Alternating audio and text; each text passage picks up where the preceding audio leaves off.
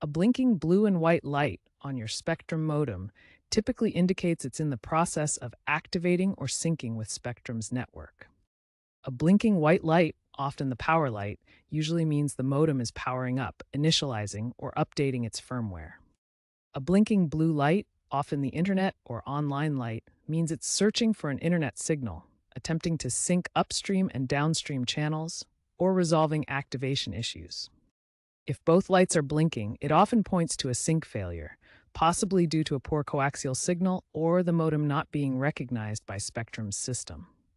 These lights serve as a basic diagnostic tool to indicate the modem's status, so pay attention to these when doing initial setup or if your internet goes out.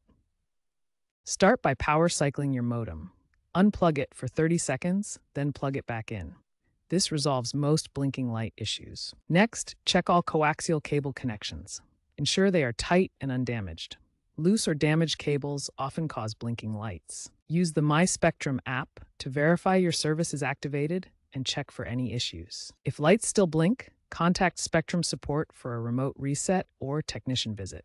Common causes include loose cables, outdated firmware, or network outages. Check for outages in your area and ensure your modem is on Spectrum's approved list for compatibility.